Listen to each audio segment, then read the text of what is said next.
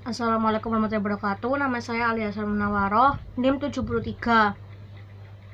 Jawaban dari soal nomor 1A yaitu ayat ini termasuk dalam surat Al-Baqarah ayat 183 yang berbunyi Ya ayyuhalladzina amanu kutiba alaikumusyamu kama kutiba alal ladzina min qablikum la'allakum tattaqun.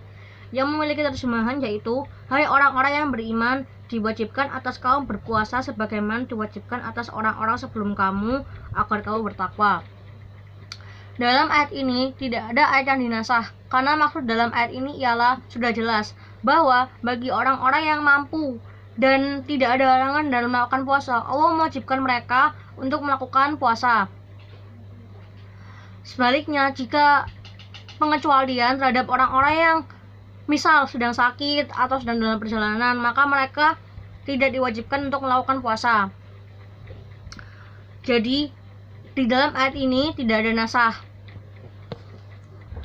Nomor 1B, ayat tersebut termasuk dalam Al-Quran surat Al-Baqarah ayat 187 yang berbunyi wa qila lakum lailatus siyamir rafasu ila nisaikum hunna libasul lakum wa antum libasul lahun alimallahu annakum kuntum tahtanuna anfusakum fataba alaikum wa afa ankum fal'ana bashiruhunna wabtaghu ma kataballahu lakum wa kulu washrabu hatta yatabayyana lakumul khaytul abyadu minal khaytil aswadi minal fajr summa atimus siyama ilal lail wala tubashiruhunna wa antum akifuna fil masajid tilka hududullahi fala taqrabuha kadzalika yubayyinullahu ayatihi linnasi la'allahum yattaqun.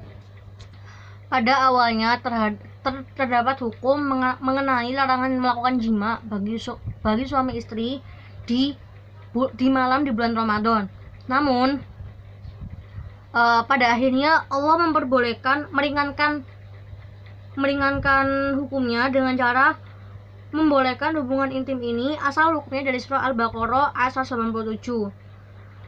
Artinya Allah tahu bahwa kalian telah melanggar dengan berjima di malam hari Ramadan padahal kalian dilarang, pahala kalian jadinya berkurang. Allah lantas mengampuni kalian dengan memberikan kelapangan. Bentuknya dihapuskannya hukum larangan hubungan intim di malam hari sehingga kalian tidak terkena dosa. Maka penghapusan hukum atau nasah larangan hubungan intim di malam hari adalah suatu rahmat. Seandainya hukum larangan tersebut tidak dihapus, tentu banyak manusia yang akan terjerumus dalam yang haram. Allah memberi maaf pada kalian, maksudnya menghapuskan dosa-dosa kalian, dimaafkan dan tidak dikenakan hukuman. Jadi yang pada awalnya di dalam ayat ini Allah tidak memperbolehkan bagi suami istri untuk melakukan hubungan jima di malam hari. Pada akhirnya Allah memperbolehkan suami istri melakukan hubungan jima di malam hari di bulan Ramadan untuk menghindari hal-hal yang bersifat maksiat yang nantinya akan dilakukan oleh orang-orang tersebut.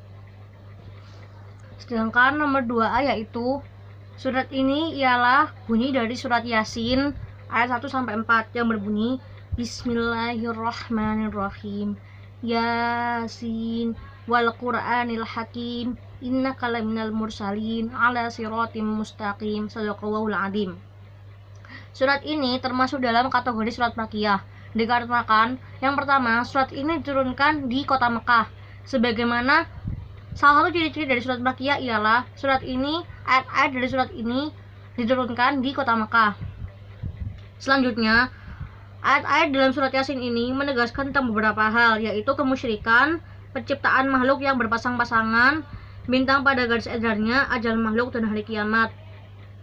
Di mana di dalam kategori surat Makkiyah ialah dijelaskan tentang orang-orang musyrik dan orang-orang yang munafik.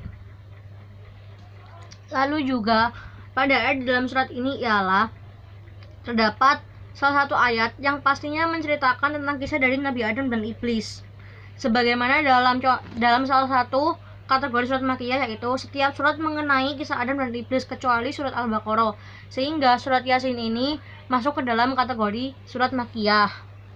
Selanjutnya nomor 2B, surat tersebut ialah bunyi dari surat Al-Anfal ayat 41 yang berbunyi Bismillahirrahmanirrahim wa'lamu annama ghanimtum min syai'in fa anna lillahi khumusahu wal rasuli wadil qurba wal yatama wal masakini wa banis sabili yang kuntum amantum billahi wa ma anzalna ala abdina yaumal furqani yaumal taqal jam'an wallahu ala kulli syai'in qadir. Ayat ini termasuk dalam kategori ayat madaniyah. Alasannya yaitu yang pertama, pastinya ayat ini diturunkan di kota Madinah. Alasan yang kedua yaitu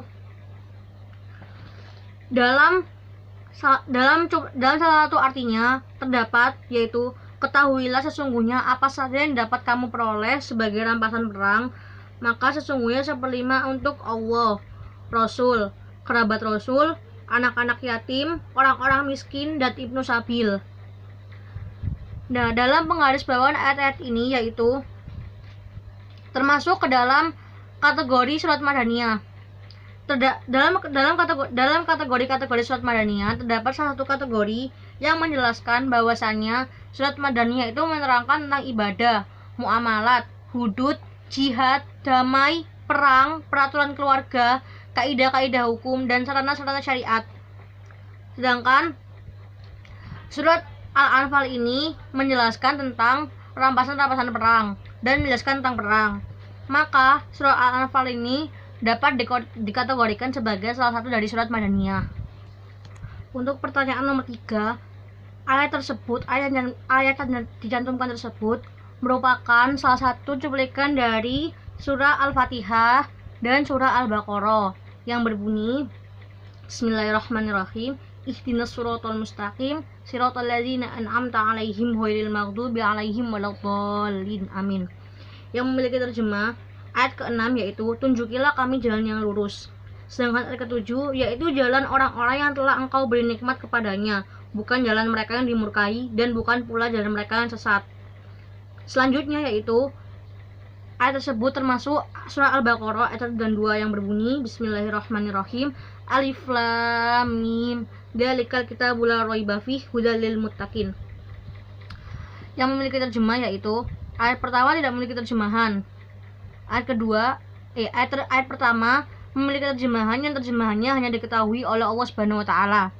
Ayat kedua yaitu terjemahannya, kitab atau Al-Qur'an ini tidak ada keraguan padanya, petunjuk bagi mereka yang bertakwa.